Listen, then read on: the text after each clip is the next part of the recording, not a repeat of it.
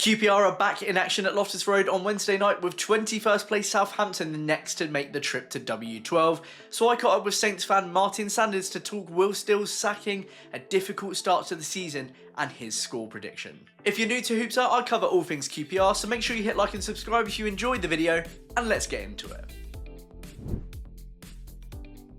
Hi Martin, it's great to have you on the channel for a QPR versus Southampton match preview. How are you doing? Yeah, mate, it's good to be here. Really good to be here. Looking forward to the game on Wednesday. Hopefully Saints can turn up this week and put some sort of performance in.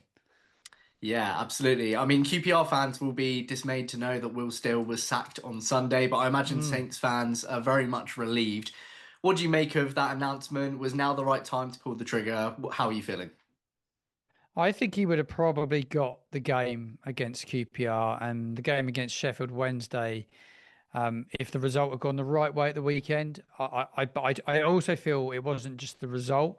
I think it was the way the players kind of down tools, and I think he crumbled like late, sort of like late in the game with the substitutions he was making, and he just sounded such a broken man in his interview afterwards.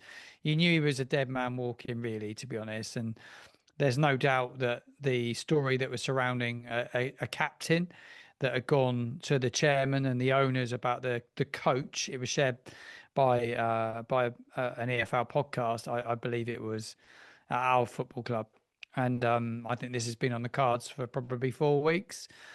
And yeah, we are staring into an oblivion at this moment in time. So the ownership are going to have to turn things around very quickly and make a very shrewd appointment.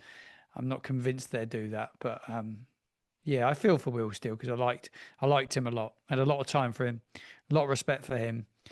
He hasn't been given the right tools to really succeed at this level, and yeah, or his style of play anyway. So yeah, it's I'm kind of like, yeah, we needed to do something, but I'm a bit gutted for Will. I mean, what would you say have been sort of the main issues with this start to the season? You mentioned he doesn't quite have the tools that he might have needed for that style of play. So are these issues that just go down to Will Still, or do you think No. they are problems that are going to continue this season? Yeah, they will continue because of the recruitment process. We've gone through a huge amount of directors of football, sporting directors, scouts. That we don't keep anyone for any long period of time, and we've kind of jumped from one recruiter to another recruiter, from one manager to another manager. There's no stability. There's no foundations, and the man in charge at the moment, Johannes Spors, was in demand actually by, I think it was by Newcastle. He didn't end up there in the end, but he ended up with us. So he's highly sought after. But I do have to question some of the players he brought in.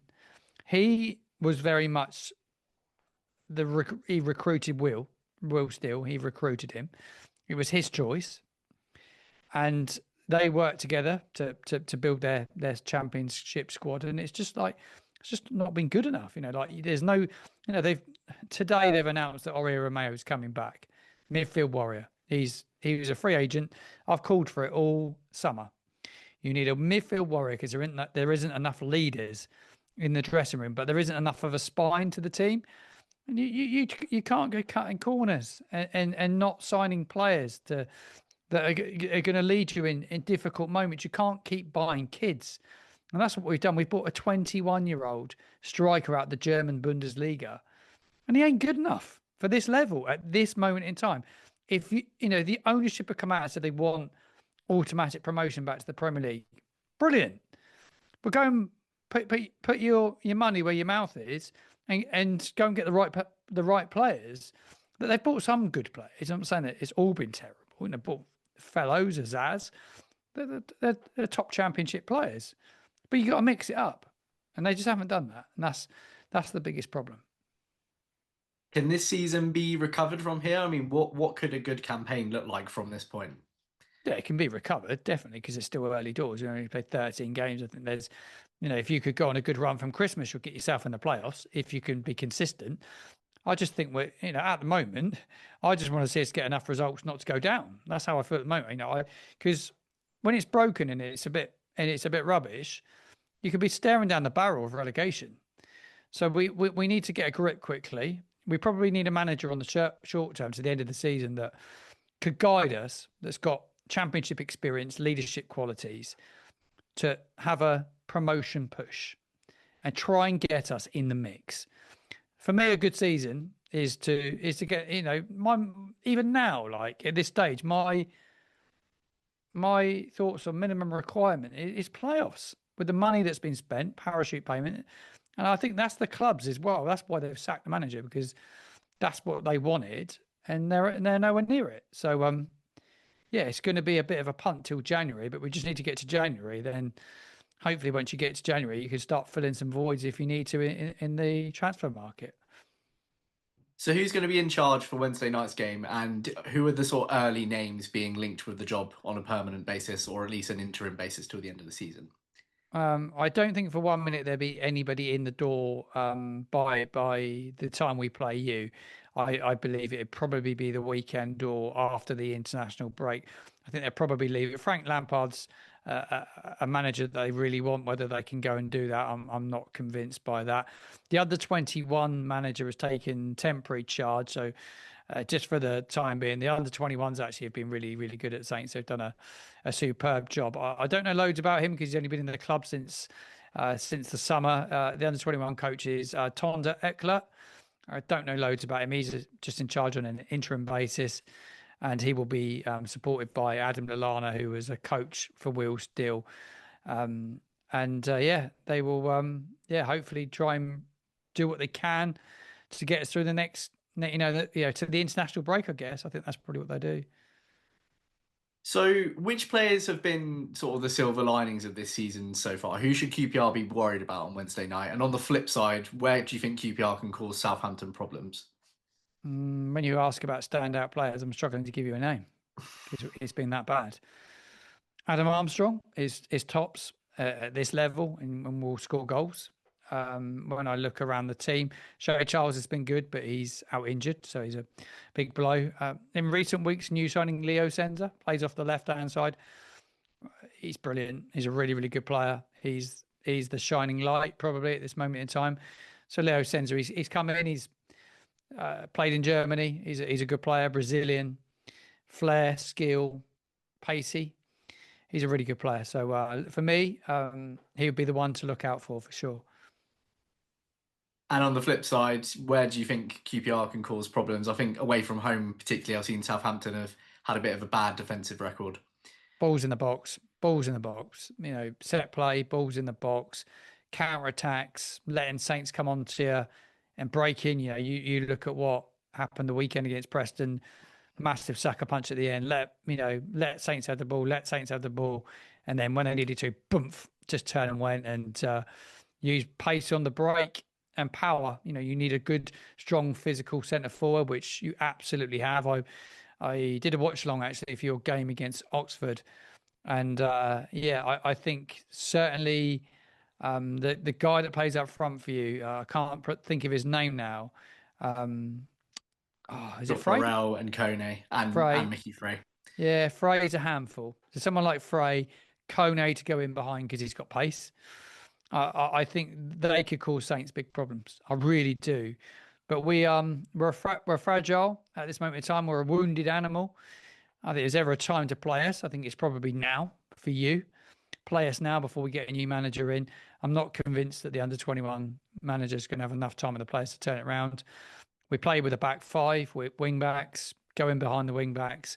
Ryan Manning's got to play 3 games in a week, which is probably going to be a push for him because Wellington got suspended, sent off at Blackburn Rovers last weekend. So for me, fullback wise, you'd be looking to target both our fullbacks, centre backs. I think QPR should be fairly positive going into this one.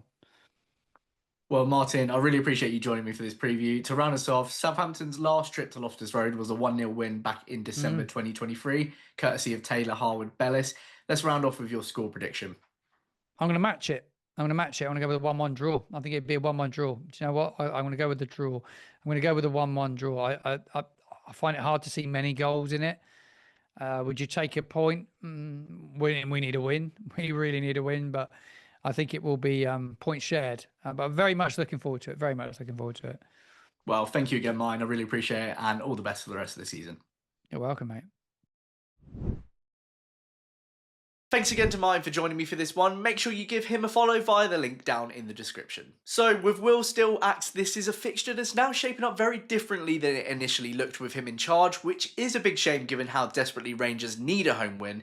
Not that Southampton's poor start by any means guaranteed an easy ride, given how poorly we've played over the last week or so. It does unfortunately make this one a far bigger challenge for QPR because these Saints players will presumably have a point to prove, and you do usually see some kind of bounce in these situations. Like Ipswich though, we do have to remember that other teams have consistently gotten the better of Southampton so far this season. With just 2 wins to their name, the Saints haven't won a game since the 30th of September, and only twice this season have they kept a clean sheet, both of which came at home. They've also been particularly poor away from home, conceding 13 goals and picking up just 1 win, a 2-1 victory over fellow strugglers Sheffield United. The thing is though, none of this context matters if Julian Stéphan gets the team selection and game plan wrong like he did against Ipswich. We have to start our best possible 11, and if it works, he needs to try and stick with it. So what does that best possible 11 look like? For me right now, it's probably Amadou Mabenge and Liam Morrison at centre-back, Reece Norrington-Davies at left-back, and Jimmy Dunn at right-back. In midfield, I've said it a few times now, I'd like to see us play a 3. The only one of those 3 I'm certain on is Nicholas Madsen, but I think the other 2 needs to be any combination of Hayden, Varane and or Morgan to ensure we have legs in the middle of the park and we don't keep getting played through. That leaves 2 on the wings. I'd personally like to see Koki Saito and Kwame Poku if the latter is ready to start a game.